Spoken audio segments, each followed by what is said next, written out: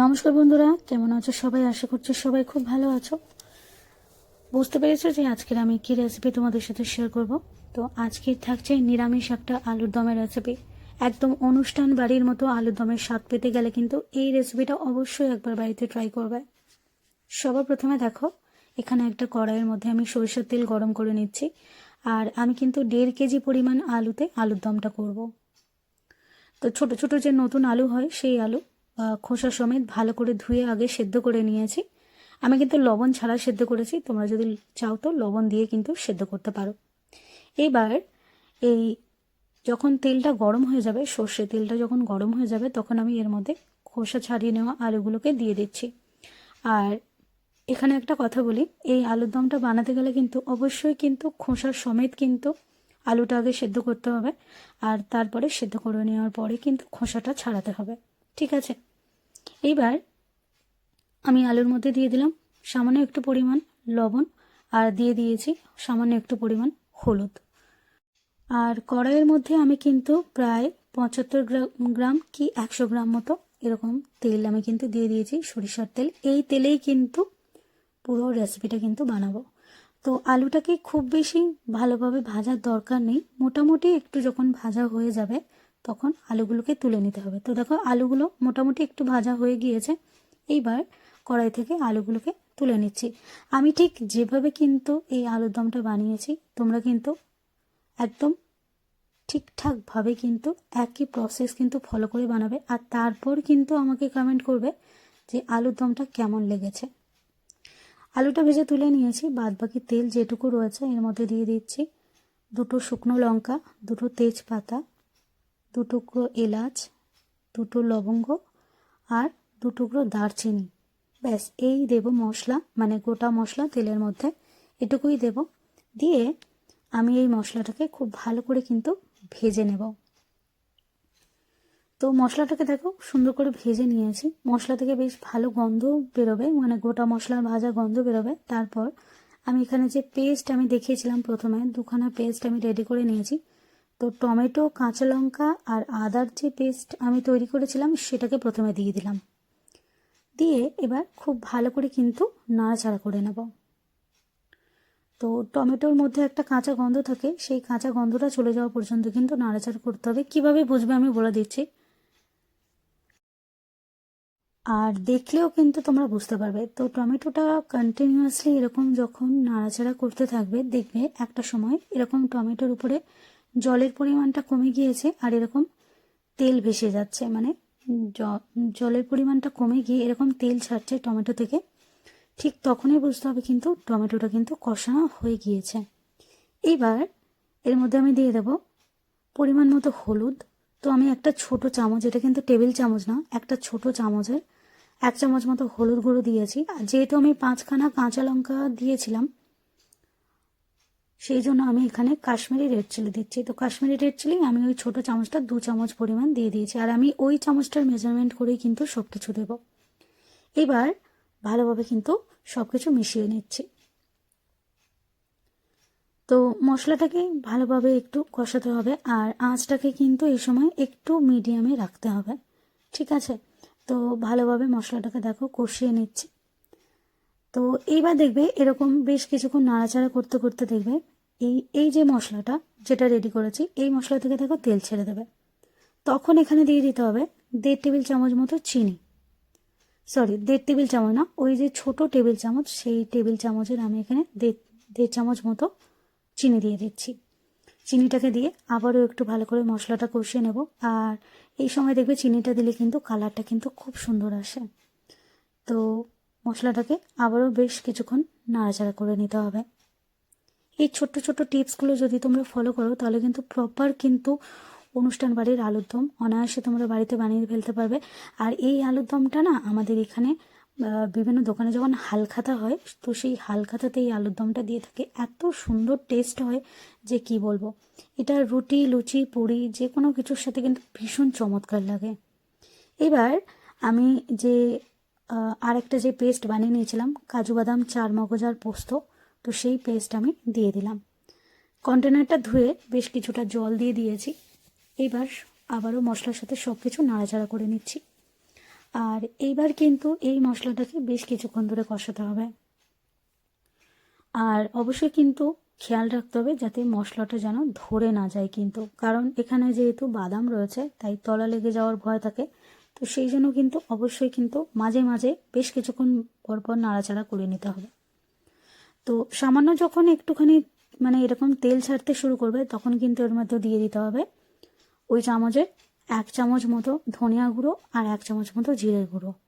আর দিয়ে দিচ্ছি এখানে আমি 2.5 টেবিল চামচ মতো বাটার। অবশ্যই করে কিন্তু বাটারটা দিতে হবে, ঘিটা না দেওয়াই ভালো। এই ক্ষেত্রে কিন্তু বাটারটা দিলে কিন্তু টেস্টটা খুবই চমৎকার আসবে। তো সেই জন্য আমি এখানে 2.5 টেবিল চামচের মতো বাটার কিন্তু দিয়ে দিচ্ছি। মানে ওই যে চামচটা আছে ওই চামচের, আমি বারবার টেবিল চামচ বলে ফেলছি, তো ওই চামচের পরিমাপ করে 2.5 চামচ মতো ছোটো চামচের বাটার দিয়ে দিয়েছি। এইবার খুব ভালো করে আবারও কষাতে হবে। তো দেখতেই পাচ্ছ, দেখো তলা লেগে যাওয়ার কিন্তু খুবই চান্স থাকে এই সময়, তো কন্টিনিউয়াসলি কিন্তু একটু একটু করে নাড়তে হবে। আর এইবার দেখো তেল ছেড়ে যাচ্ছে মশলা থেকে। এই পর্যায়ে কি করতে হবে, আঁচটাকে একেবারে লোতে করে দিয়ে একটু ঢাকা দিয়ে মশলাটাকে ভালো করে রান্না করে নিতে হবে। আর এইভাবে কিন্তু ঢাকা দিয়ে দিয়ে রান্না করলে যে জলটা মানে বাষ্প হয়ে যে জলটা আসবে সেই জলেই কিন্তু খুব সুন্দর একটা গন্ধ বেরোবে আর মশলাটা কিন্তু দারুণভাবে কিন্তু কষানো হয়ে যাবে। তো এভাবে ঢাকা দিয়ে দিয়ে 2-3 বার মশলাটাকে সুন্দর করে কষিয়ে নিতে হবে। আর কিছুক্ষণ পরে দেখতে পাবে যে সম্পূর্ণ কিন্তু মশলাটা কষানো হয়ে গেছে আর মশলা থেকে এরকম তেল ছেড়ে গেছে। ঠিক এই পর্যায়ে এবার কিন্তু দিয়ে দিতে হবে ভেজে রাখা আলুগুলো। তো আলুটা ভেজে রেখেছি আর যে তেলটা ছিল সেটা সমেত কিন্তু দিয়ে দিলাম, তেলটাকে ভালোভাবে দিয়ে দিয়েছি স্প্যাচুলা দিয়ে। তো এইবার এই আলুটাকে কষাতে হবে মশলার সাথে, বেশ খানিকক্ষণ ধরে কিন্তু কষিয়ে নিতে হবে। তো আঁচটাকে কিন্তু ওরকম অবস্থাতেই রাখতে হবে আর এইভাবে কিন্তু কষাতে থাকতে হবে। তো আলুটাকে এরকমভাবে কিন্তু প্রায় আমি 3 থেকে 4 মিনিট ধরে কিন্তু কষিয়ে নিয়েছিলাম, মাঝে মাঝে ঢাকা বন্ধ করে ঢাকা খুলে এইভাবেই কিন্তু কষিয়ে নিতে হবে। তো এইভাবে আলুটা কষিয়ে নিয়েছি, এইবার আমি একটু ঢাকা দিয়ে দেবো। আর তার আগে আমি এখানে কিন্তু লবণটা এখনও অ্যাড করিনি, তো লবণটা আমি দিয়ে দিচ্ছি। আমি আলু ভাজার সময় লবণ দিয়েছিলাম আর বাদবাকি যে লবণটুকু প্রয়োজন সেটা কিন্তু এখন দিয়ে দিলাম। আর আলুটা কিন্তু আমি সেদ্ধ করেছিলাম, আমি কিন্তু লবণ দিয়ে সেদ্ধ করিনি। তোমরা যদি চাও তাহলে কিন্তু আলুটা সেদ্ধর সময় কিন্তু লবণও দিয়ে দিতে পারো, কোনো অসুবিধা নেই। তো ভিডিওর মাঝখানে একটা কথা বলি, তোমাদের এত রিকোয়েস্ট করছি তারপরেও কিন্তু কেউ তোমরা কমেন্ট করছো না, তো সেটা আমার দুর্ভাগ্য। আর বলবো না কমেন্ট করার জন্য। তো রেসিপিটা ভালো লাগলে একবার প্লিজ তোমরা বাড়িতে ট্রাই করো আর নিজেরাই ফিল করো যে এই আলুদমটা কেমন হয়েছিল খেতে। তো এবার দেখো যখন এরকম একেবারে আলু থেকে যখন এরকম একদম মশলা পুরো তেল ছেড়ে বেরিয়ে যাবে তখন আমি এখানে 1 কাপ মতো দুধ দিয়ে দিচ্ছি। তো আমি এখানে নর্মাল, কিন্তু সত্যি কথা বলছি আমি নর্মাল গরুর দুধই দিয়েছি। তোমরা চাইলে গরুর দুধ কিংবা এখানে যে আমুলের যে লিকুইড দুধ হয় বা আমুল পাউডার যেটা হয় আমরা গুলে দিই সেটাও কিন্তু দিতে পারো। তো 1 কাপ পরিমাণ দিয়ে দেবে। আর বেশি ঘন করে দেওয়ার দরকার নেই, একটু পাতলা করেই দেবে যদি গুঁড়ো দুধ হয়। তো আমি এখানে বলে দিলাম যে আমি গরুর দুধ দিয়েছি, ফোটানো গরুর দুধ। তো এবার আমি সব কিছু আবারও ভালো করে আলুর সাথে নাড়াচাড়া করে নেবো, মানে আলুটাকে বেশ কিছুক্ষণ ধরে মশলার সাথে আবারও কষিয়ে নেবো, যেহেতু আমি এখানে দুধটা দিয়েছি। এইবার একটু ঢাকা দিয়ে এটাকে রেখে দেবো প্রায় 2 মিনিট আর আঁচটাকে একেবারে লোতে করে দিয়েছি। তো দেখো তোমরা এবার দেখলেই বুঝতে পারবে যে আলুটা কিন্তু একেবারে কষিয়ে নেওয়া কমপ্লিট, মানে আলুটা কিন্তু কষানো হয়ে গিয়েছে। এই পর্যায়ে কিন্তু জল অ্যাড করে দিতে হবে। তো আমি তার আগে একটু নাড়াচাড়া করে নিচ্ছি। আর চাইলে কিন্তু তোমরা এরকমভাবেই কিন্তু খেতে পারো, কিন্তু আমি একটু জল অ্যাড করব।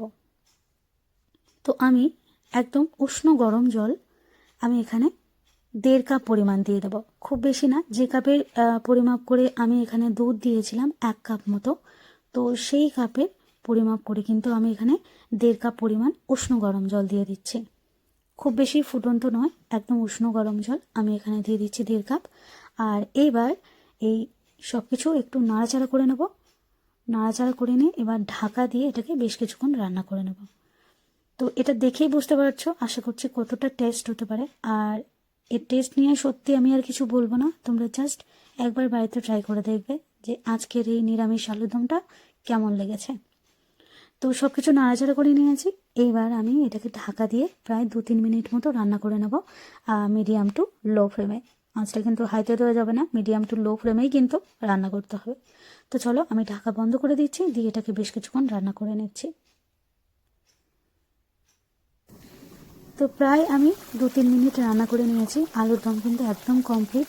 আর সব শেষে নামানোর আগে কিন্তু আমি এখানে একটু কাজু বাদাম আর কিশমিশ দিয়ে দিচ্ছি।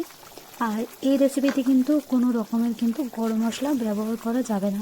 গরম মশলা দেওয়ার কোনো প্রয়োজন নেই, গরম মশলা দেওয়ার দরকার নেই একেবারেই বললেই চলে। তো এইভাবেই কিন্তু রেখে দিতে হবে। তো কাজু কিশমিশটা দিয়ে দিয়েছি, আবারও ঢাকা দিয়ে আরও প্রায় 1 মিনিট মতো এটাকে ফুটিয়ে নিয়েই কিন্তু আমি আলুর দমটা কিন্তু নামিয়ে নেব। তো আজকের আমার এই আলুর দমের রেসিপি কিন্তু এই পর্যন্তই। আশা করছি আমার এই রেসিপিটা তোমাদের সবার খুব খুব ভালো লাগবে। রেসিপি ভালো লাগলে প্লিজ একবার বাড়িতে ট্রাই করো। আর কেমন হলো একটু চাইলে কমেন্ট করতেই পারো তোমরা। আর সবশেষে দেখো অল্প একটু ধনিয়া পাতা উপর থেকে দিয়ে দিলাম। তো ব্যাস, আজ রেসিপি এই পর্যন্তই। নেক্সট টাইম আসবো আবার আরও একটা সুন্দর রেসিপি নিয়ে। সবাই খুব খুব ভালো থাকবে।